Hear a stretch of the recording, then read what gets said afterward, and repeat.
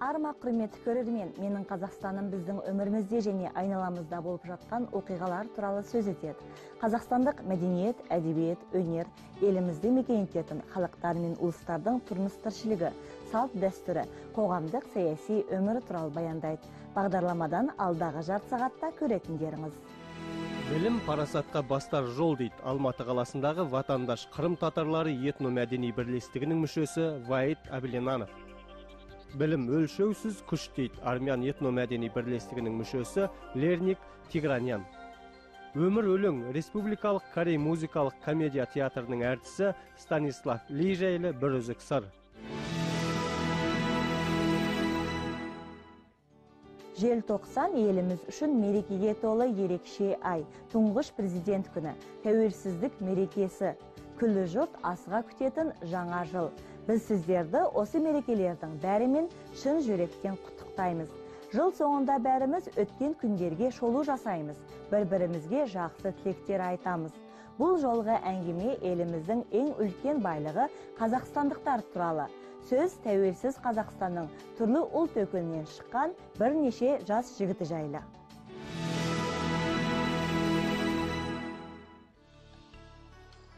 Ватандаш Қырым татарлары этномәдени бірлестігінің мүшесі Ваид Аблинанов. Жастығына қарамастан ол алдына нақты мақсат қойып, ұлт үшін қызмет етіп жүр. Ол әр адам туған мәдениетін, тілін, салт дәстүрін қай жерде тұрып жатса да ұмытпауы тиіс деп есептейді. Олай етпесе, атадан балаға мұра болып келе жатқан құндылықтар ұмытылады және ұрпақтар сабақтастығы үзіледі. Ваид Қырымдағы туысқандарына қыдырып барып тұрады. Ал өзі Алматыда тұрып жатыр. Жұмысы да осында. Мама у меня с Буденова. Менің анам мұғалім, бала күнімнен мені білімге, ізденуге баулыды. Соның арқасында мектепті еш қиындықсыз аяқтадым. Университетке оқуға түстім. Дипломдық жұмысым да өте сәтті жазылды. Оқу орнын тәмамдайсыла ауыл шаруашылығын механизациялау және электрлендіру саласы бойынша ғылыми қызметкер болдым. Дегенмен ғылыми жұмыспен айналысу менің жоспарымда жоқ еді. Күні-түні кітапқа шұқшиып отырғаннан гөрі қол еңбегін жөн көрдім де басқа жұмыс іздедім. Ол жұмысты тым ұзақ іздеген жоқ. Бойындағы тәуекелшілік қасиетке сенген Ваид сауда орнының желдеткіштер саласында өзін сынап көргісі келді. Қарапайым жұрт көп көңіл аудара бермейтін мына құбырлар мен желдеткіш құрылғылар қазір оның қатаң бақылауында. Жұмысы тым қауырт емес, бірақ аса жауапты. Егер мұна ауа алмастыратын жүйелердің бірі сәл ғана жұмысын тоқтатса, сауда орны үшін кәдімгідей өзекті мәселе туындауы әбден мүмкін. Дегенмен алаңдаудың жөні жоқ. Ваид бәрін бақылап отыр. Ауа температурасы қалыпты, жағымсыз иіс жоқ, ауа таза. Это вот целый день сидишь, книжки. Менің негізгі мамандығым электрик, ал мұнда желдеткіш және ауа алмастыру жүйесін бақылайтын механикпін. Мамандықтар негізі бір-біріне тым ұқсамайды, бірақ оған бола алаңдаудың жөні жоқ. Бұл кәсіпте қазіргі заман үшін аса маңызды. Сауда орындары, жұмыс бөлмелері мен өзге де қоғамдық орындар үшін бұл жүйелердің маңызы өте зор. Сондықтан мен жарқын болашағымды дәл осы саладан көріп тұрмын. Білгенге маржан, білмеске арзан. Дәл осы сөз Ваидтың өмірлік қағидасы. Ол жұмыстан бос уақытын бекер өткізген емес. Ылғи бір керегіне жарайтын оңды шаруа тауып алады. Мәселен, қазір ағылшын тілін үйреніп жүр. Негізі мектепте қаланған тіл меңгеруді ол университетте біраз жетілдірді. Енді жан-жақты тереңдету үстінде. Я считаю, что Меніңше университетті аяқтағаннан кейін тоқталып қалмау керек. Заманауи жас маман өзіне қажетті тағы бір мамандықты қосымша меңгеріп алуы тиіс. Мәселен, мен кезең-кезеңімен ағылшын тілін жетілдіріп жатырмын. Өйткені ертең өмірім қалай болатынын, қай жақтан шығатынымды білмеймін. Ең бастысы оның бір керекке жарайтынына сенімдімін. Теплоэнергетику. Ваид татар тілін де есінен шығарған емес. Алматыдағы ватандаш Қырым татарлары этномәдени бірлестігіне тұрақты түрде барып тұруға тырысады. Дәм татып отырып, орталықтағы бауырлармен соңғы жаңалықтар талқылайды. Болашаққа құрған жоспарларын сөз етеді. Қысқасы, бір мәре сәре болып қайтады. Мен Ваидты бала күннен жақсы білем. Екеуміз бір мектепте оқыдық. Біздің орталық құрылған күннен бастап ол әр іске атсалысып белсене жұмыс істеп келеді. қоғамдық жұмыстың бәріне жан сала кіріседі. Әлі күнге дейін біз берген тапсырмалар мен өтініштерді асқан жауапкершілікпен атқарып жүр. Ватандаш бірлестігіндегі достары бірте-бірте Вайттың ең жақын бауырларындай болып кетті. Олар этномәдени бірлестікте өтетін мерекелік шараларды ғана емес, жай күндері де жиі бас қосып тұруға тырысады. Жүйелі демалыс, бірге өткізген көңілді отырыстар, бір-бірінің керегіне жарау Вайт үшін нағыз достықтың кепілі сияқты. Біз Вайтпен 5 жылдан бері араласып тұрамыз. Ол кез келген отырыстың сәні десе болады. Өте көңілді ақжарқын жігіт. Екеуміз спортпен де тұрақты айналысып жүрміз. Тіпті үйде де ол маған техникаларды орнатуға көмектесіп тұрады. Қысқасы, бір-бірімізбен байланысымыз үзілген емес. Вайт Аблинановтай қарапайым жастар біздің елде аз емес. Ол әлі өмірінің алғашқы белесінен де асқан жоқ. Алдында талай қызық пен қуаныш, кедергі мен өткелең жатыр. Оның ендігі тағдыры қалай көрілетіні де ешкімге белгісіз. Дегенмен, білімге, өмірге құштар жанның бір орында тұрып қалмайтыны бәрімізге аян. Ол кез келген табысқа өзінің қажыр қайратымен жетеді. Оған Вайтты білетін кез келген жанның күмәнданбасы анық. Армян би өнерінің оқытушысы Лерник Тигранян туралы біз 2010 жылы Қазақстан халқының бірлігі күніне арналған бағдарламамызда айтқан едік. Ол кезде Лерник 9-шы сыныпта оқитын. Әпкесі Анаит екеуі Алматыдағы нөмірі 1 балалар үйінен би үйірмесін ашқан. Бүлдіршіндерге армян ұлттық би өнерінің ерекшеліктерін үйрететін. Жақында біз Лерникпен тағы да жолықтық.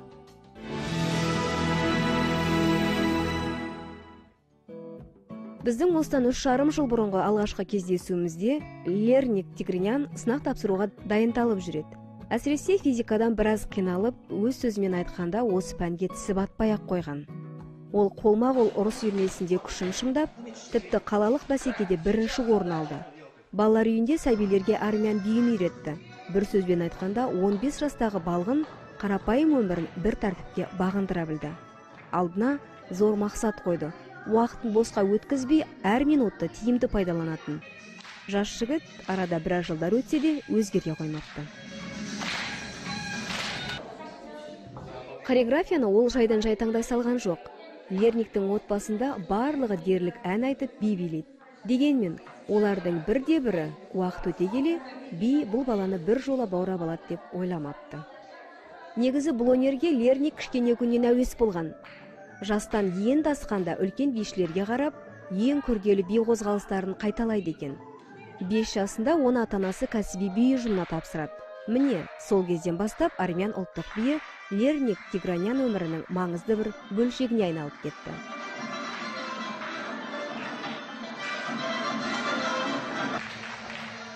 Жастығына қарамай Лерник өзгелерге би үйрете бастады. Оның ең алғашқы оқушылары Алматы облысындағы нөмірі 1 балалар үйінің тәрбиеленушілері болды. Дәл осы жерде ол әпкесі Анаит Арутюнянмен бірге шағын би ұжымын құрды. Они как бы то ни было, все равно встречают тебя прям сразу. Бұл жердегі балалардың жүзі жарқын, көңілді. Олар бізді ылғи ашық жарқын көңілмен қарсылады. Лерник маған дәл осы ұжыммен жұмыс істеген өзіне қатты ұнайтынын талай рет айтқан. Чем с какими-либо другими. Сабақ кезінде балалар Лерникке көз алмай қарап тұрды. Олар үшін ешкім дәл бұлай үйлесімді қозғала алмайтын сияқты. Лерниктің шеберлігі бишінің өнерін бір-ақ рет болса да тамашалаған кез келген жанды тәнті қылмай қоймайды. Лерник бірнеше мәрте халықаралық би байқауларының жүлдегері атанды. Жұлдыздың Гүлжағы атты тележобаның гран-при жүлдесін қанжығасына байлады. Қазақстан Халқы Ассамблеясының Алматы қаласы мен облысындағы барлық концерттеріне, мәдени іс-шараларына арнайы шақырылатын құрметті қонағына айналды. Алғашқы кездесуден бері Лерник Тигранян кәдімгідей ересек тартыпты. Мектепті аяқтап, колледжге оқуға түсіпті. Ең бастысы өзінің қалаған кәсібін әлі дамытып жүр екен. Учусь я Мен қазір Орталық Азия техника экономикалық колледжінде ақпаратты сақтау саласы бойынша білім алып жатырмын. Болашақ мамандығымды өзім таңдадым. Өйткені ол қазіргі күні өте өзекті. Заманауи адам бұл күні компьютерсіз ештеңе істей алмайды. Дегенмен жұмысым қай салада болса да мен биді тастамаймын. и дальнейшая работа как будет легче. Лерник әлі күнге дейін әпкесімен бірге көпшілікке би үйретіп жүр. Енді тек Алматы қаласындағы номер 61 жалпы білім беретін мектепке ауысқан. Жақында ғана тағы бір жаңа топ жасақтап алды. Жас хореограф ұлттық бидің әр қимыл қозғалысын, ерекшелігін ерінбей, талмай осы шәкірттерге жан-жақты үйрету керек. Ал бұл оңай шаруа емес. Оның үстіне Қаптауының билері бозбалалардан шеберлікті, табандылықты, ал бойжеткендерден ептілікті қажет етеді. Дегенмен Лерник Тигранянды бұл қиындықтар қажытқан емес. Керісінше, ол сүйікті кәсібіне одан ары құмарта түседі. История нашей школы богата. 75 жылдық тарихы бар мектепте армян отбасыларының балалары да оқыды. Олар мектепті бітіріп, бізден алыстап кеткеннен кейін де қайта оралып, көмектескісі, балаларымызға қолдау көрсеткісі келіп тұрады. Міне осы қасиет біздің жүрегімізге қуаныш сыйлайды. Осындай үлгілі жанның бірі Лерник пен қарындасы Лаураға әріптестік үшін асқан ризашылығымды білдірем. Олар біздің мерекелік іс-шараларға кез келген уақытта қатысуға дайын. Что детям очень нравится. Лерниктің аталас қарындасы Лаура Анайт екеуіне жақында ғана келіп қосылыпты. Енді міне ұстаз ретіндегі өзінің алғашқы қадамын жасады. Оның бимен айналысып жүргеніне талай уақыт болды. Сондықтан кәсіби шеберлігіне күмәндануға негіз жоқ. Яғни ол да бидің әліппесін үйретуге толық дайын. Мен бимен Лерникті көргеннен кейін айналыса бастадым. Маған оның билері қатты ұнады. Ата-анам да қарсы болған жоқ. О баста мен қай қимылды қалай жасау керектігін түсіне алмай жүрдім. Дегенмен уақыт өте келе бәрі де ретке келді. Бұл өте көңілді әрі қызық өнер. Әсіресе мен лезгинка билегенді жақсы көрем. Сосын өзіміздің ұлттық музыка ұнайды. Оны өзім ойнау үшін қазір дауылпаз соғуды үйреніп жүрмін. Туысының бұл өнерімен айналысқанын Лерник те қолдайды. Өзін армян дауылпазында ойнауды бала күнінде ешкімнің көмегінсіз ақ меңгеріп алыпты. Ал қазір оның оңай тәсілдері мен күрделі соққыларын Лаураға жан тәнімен үйретіп жүр. Лаура келгеннен кейін отбасылық би ансамблінің репертуарына жұптық би қосылды. Қазір оған ерлердің биін де айнытпай қайталап шығуға тура келіп жүр. Әсіресе Лерниктің қимылдарын салу оңай емес, ал әйелдерге тән қимылдарды Лаура асқан ризашылықпен орындап шығады. Анайт Арутюнян Лаураға аз ғана күн бұрын біздің бағдарлама үшін қыздарға арналған шағын би көрінісін үйретіпті.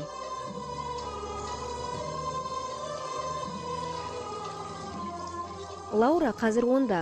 Соған қарамастан ол салауатты өмір салтын ұстанады, талмай ізденеді. Орыс тілі мен армян тілін жетік біледі. Одан бөлек ағылшын тілі мен қазақ тілін үйреніп жүр. Ең бастысы ол мемлекеттік тілде сөйлеп қана қоймай, ән де айта алады.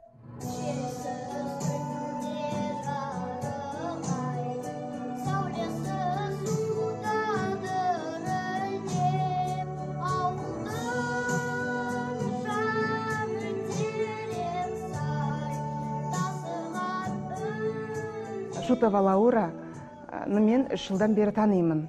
Ол кезде ол кішкентай еді. Содан бері сабақтан қалмай, өзінің ұқыптылығымен, байқампаздығымен, өзіне сондай уақытты бағалай білетін, әрбір минутын бағалы, пайдалы ұйымдастыра алатын оқушы болып танылды. Лаура сонымен бірге бірнеше жылдан бері таэквондомен айналысады. Қазір қара белбеу иесі. О баста жүрексінбеген көрінеді. Бұл өнермен айналысам деп, бір жерінде майып қылып алам ба деп те қауіптеніпті. Дегенмен алғашқы дәріс оның қорқынышын су сепкенде басқан. Енді міне жетістіктен жетістікке жетіп жатыр. Лерник Тигранян Алматыдағы Луис армян этномәдени орталығының іс-шараларына соңғы кезде қайтадан белсене ат салысып келеді. Қазір бұл орталықты Рудик Мнацаканян басқарады.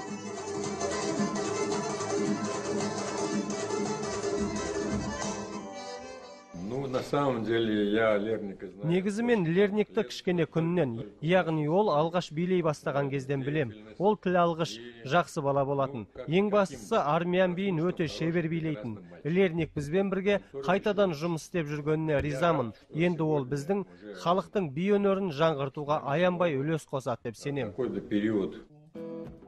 Осыдан 3,5 жыл бұрын ол бимен неге айналыстың деген сауалға билегенді жақсы көрем деп қысқа ғана жауап беріп еді.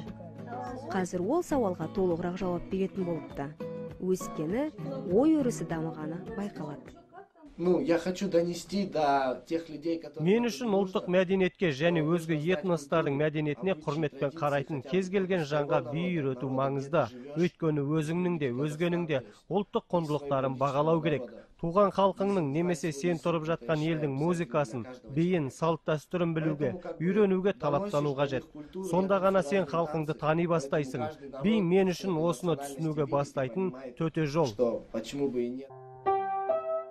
Ал Лаураның биге деген көзқарасы әзірге ондай терең емес. Бірақ бұл кішкентай қыз биге барын салып жүрген жоқ дегенді білдірмесе керек. Лаура да ағасы сияқты бала күнінен бәрін жарасымды, сауатты жасауға тырысып жүр. Ең бастысы, оның бұл еңбегі далаға кетіп жатқан жоқ.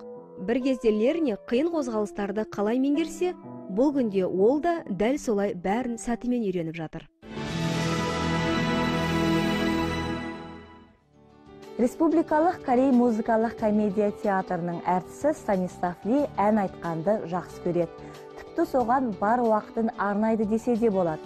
Станислав ән өнерінде топ жарып, республика көлеміндегі және халықаралық деңгейдегі байқаулар мен фестивальдерге қатысты. Толығырақ келесі бейнесюжеттен көріңіздер.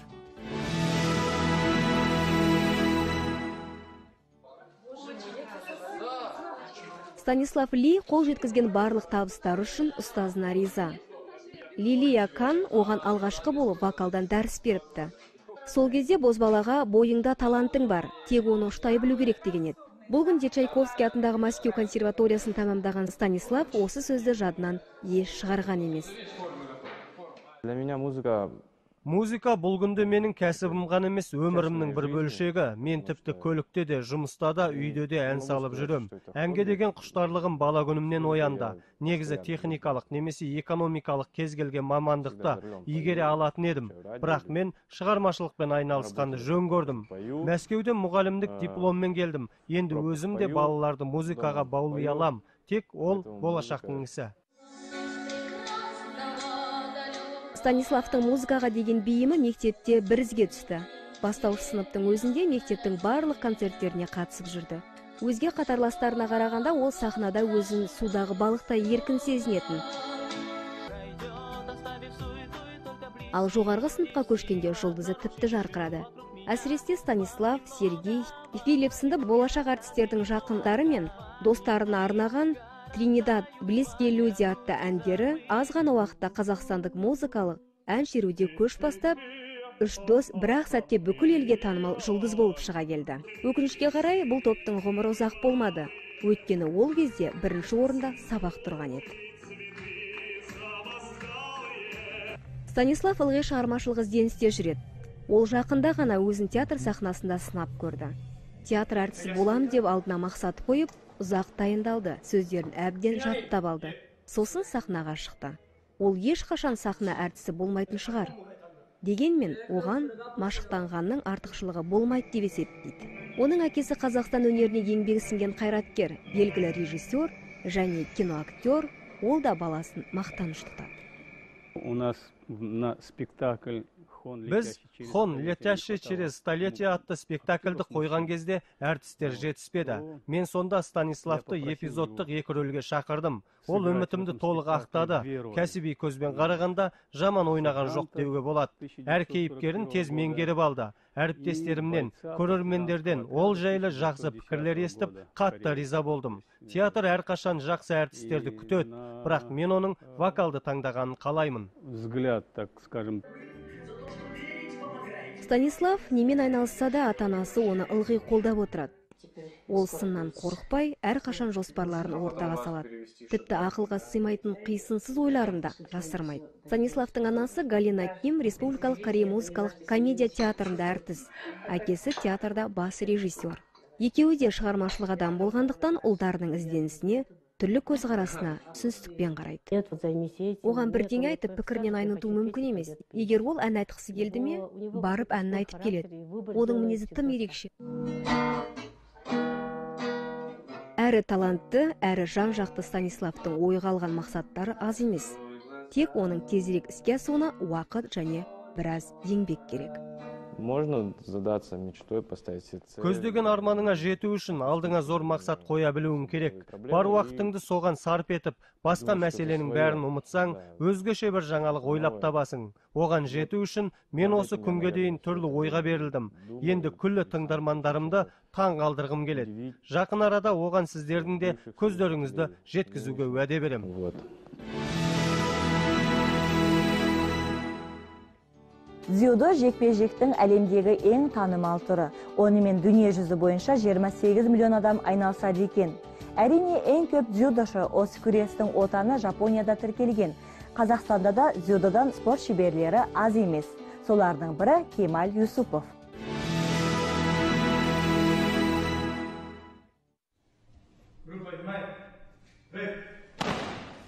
Кемаль Юсупов тек елімізде ғана емес, халықаралық турнирлерде де ел үмітін ақтап, жүлделі орындарды еншілеп қайтқан жас дарындарымыздың бірі. Ол алғашқыда грек-рим күресімен айналысып көрді, кейін дзюдоға ауысты. Спортшының ағасы Леонид Юсупов дзюдодан кәсіби аға жаттықтырушы.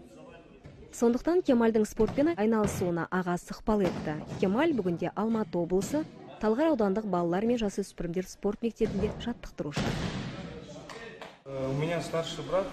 Менің үлкен ағам Леонид бұрын күреспен шұғылданған және түрлі жарыстарға қатысатын. Ол кезде мен кішкентай едім, оған қатты қызыға қарайтынмын.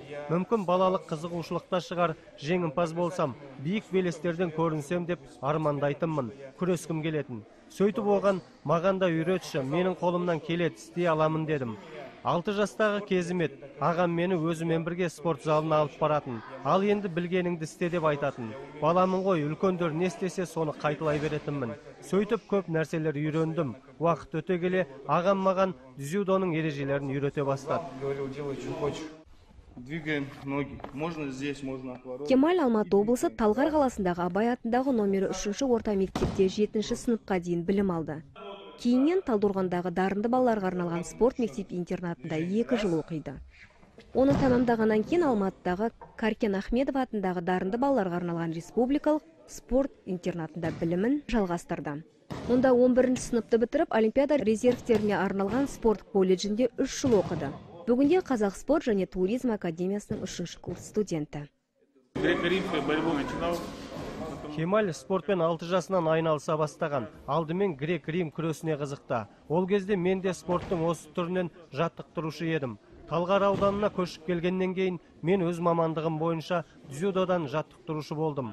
Кемаль да осы мектепте дзюдомен айналыса бастады. Кішкентай кезінен бастап түрлі сайыстарға қатысты. Алдымен облыстық турнирлерде жеңімпаз атанды. Кейіннен жасөспірімдер арасындағы республиканың бірнеше дүркін чемпионы атанды. Шетелдерде де үлкен табыстарға қол жеткізіп қайтты. Кемальдің спортта алға қойған мақсаты зор. Оның қол жеткізген табыстары менің де табысым деп білемін. Кемаль 2005 жылы Талдықорған қаласындағы спорт интернатында оқып жүргенде жастар арасындағы облыстық республикалық чемпионаттарға қатыса бастады. Бастапқыда Талдықорған қаласында өткен дзюдодан жасөспірімдер арасындағы турнирде облыс чемпионы атанды. Кейіннен бірнеше дүркін республика чемпионы болды. Спортшының ел ішіндегі деңгейін жоғары бағалаған жаттықтырушылары оны 2006 жылы Түркияның Анталия қаласында өтетін әлем чемпионатына қатыстырды. Жарыста Кемаль 1-ші орынды иеленіп қайтты. Одан кейін дзюдошы Германияда өтетін чемпионатқа аттанды. Бұл жарыста да Кемаль жоғарғы көрсеткішке қол жеткізді. Дзюдо спорттың ең әдемі түрі деп есептеймін. Бұл рухани спорт түрі. Дзюдоға адам бүтіндей беріле алады және өзін-өзі аша алады. Сондықтан дзюдо менің өмірім. Балалық кезімнен солай үйрендім бе, әйтеуір мен үшін спорт әрқашан бірінші орында. Кемальға дзюдоның күш қайратты талап ететін қырлары ғана емес, Бірінші кезекте үнемі ойлануды қажет ететін жағы ұнайды. Көп жағдайда аяқ асты шешім қабылдау қабілетті шайқастың нәтижесін шешеді. Жаттықтырушы ретінде ол шәкірттеріне спорттың көптеген қыр-сырларын үйретіп келеді. Мен осы мектепке келген балаларды ең алдымен нағыз адам болуға, елінің, жерінің, ата-анасының лайықты баласы болуға үйреткім келеді. Оларға қарап мен келешекте мақтана алсам деймін. Олар керемет спортшы ғана емес, салауатты және адамгершілікпен өмір сүретін жастар болса деп армандаймын. Келешегінен зор үміт күттіріп отырған Кемаль жаңа жетістіктерге талпынып келеді.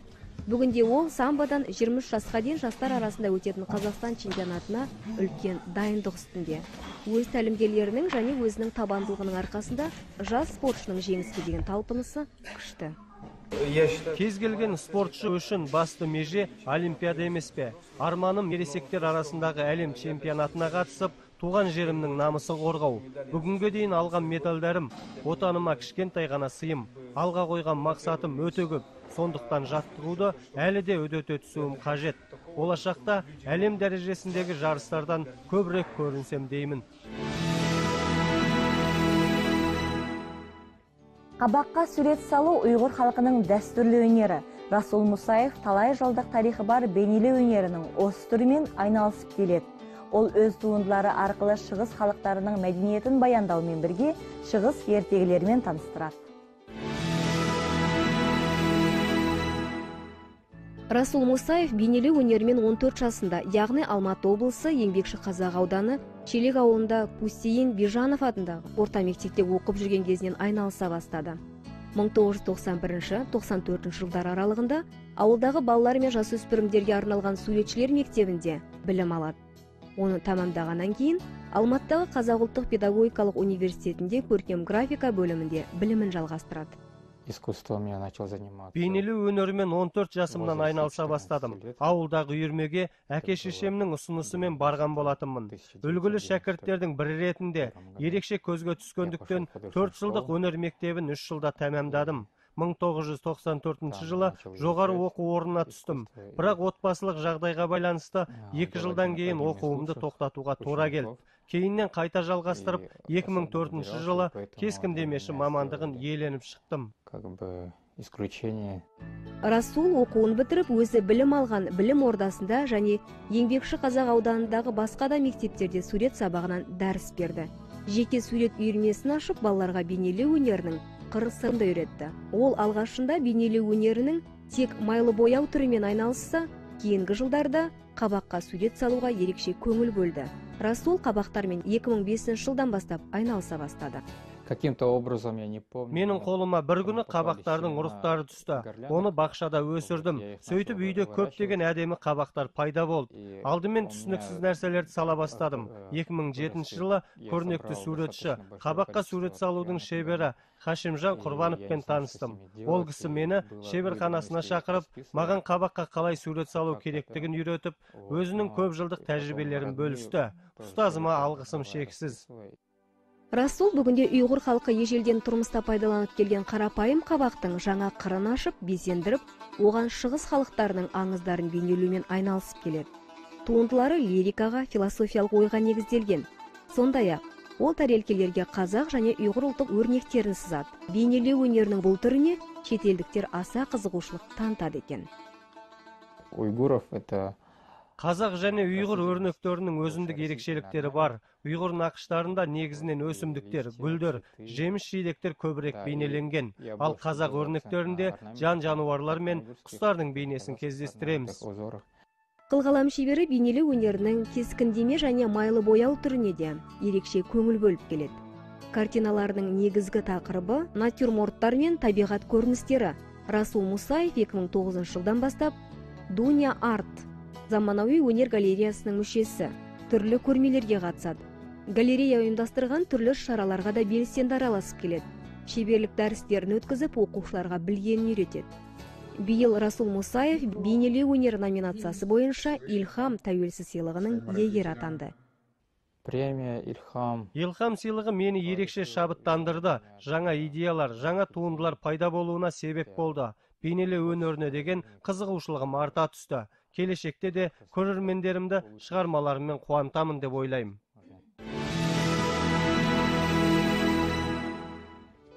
Біздің бағдарлама соңына келіп жетті. Біз сіздерді желтоқсандағы мерекелермен тағы да құттықтаймыз. Әр мереке сіздерге бақыт пен байлық алып келсін. Қазақстан ұлттық арнасында келесі аптада жолыққанша аман сау болыңыздар.